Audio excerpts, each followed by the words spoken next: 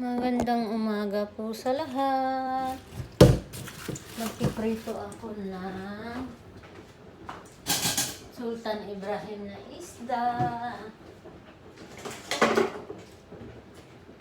Gagawa ako ng sweet and sour mamayang hapon. Iprito ko muna lahat ko ngayon at mamayang hapon ako gagawa ng sauce kasi mga bata hindi lang kumakain ng sweet and sour. Mas gusto nila yung pritong isda. Ito yung Sultan Ibrahim ko. Ayan. Nakalimutan ko ng tawag nito sa Tagalog. Dalagang bukid ba? O ano?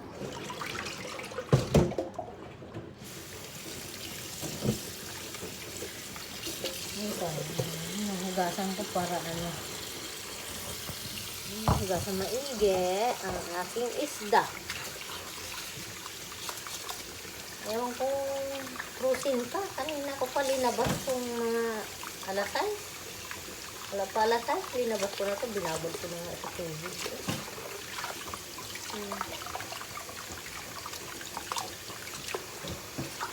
Talagyan ko siya ng kunting cornstarch yung katawan bago ito para lumutong yung balat.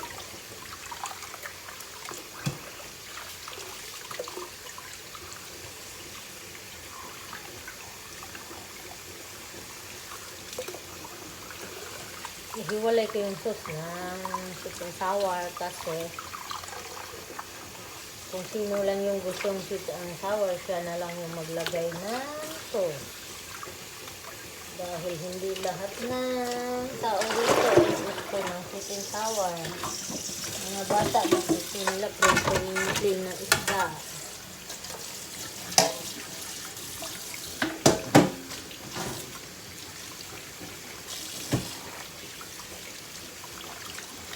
Sigaan ko lang ito ng kunting kalamansi para mabawasan yung langsa ng isda.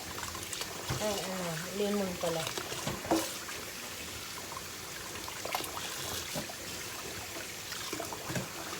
Asin, paminta, iprito,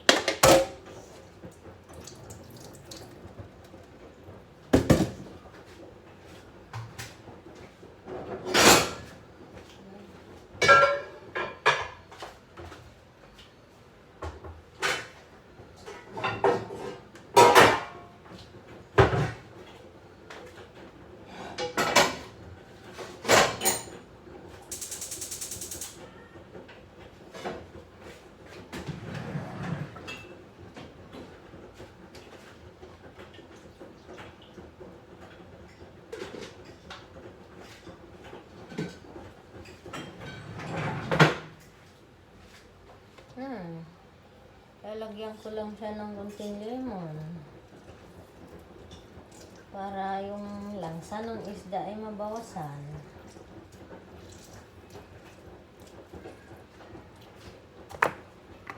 Paminta.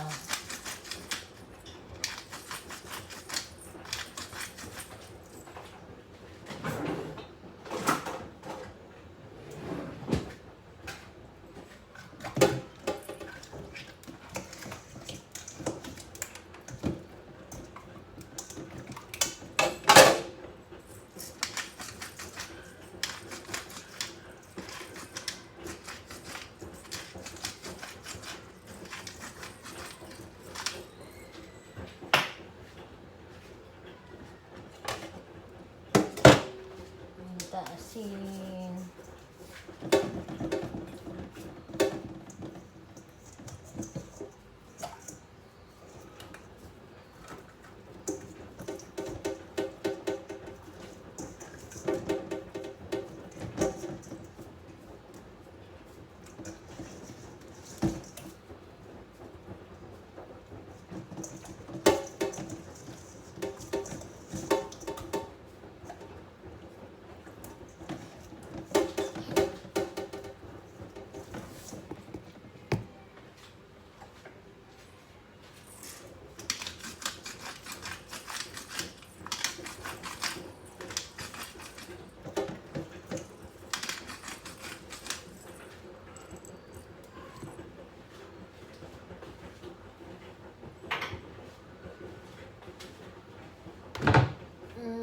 na po the corn flour here. I-dip ko siya sa corn flour.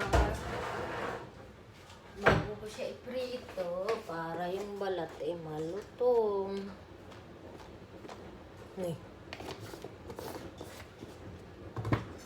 Yun lang guys, mamaya abangan nyo na lang.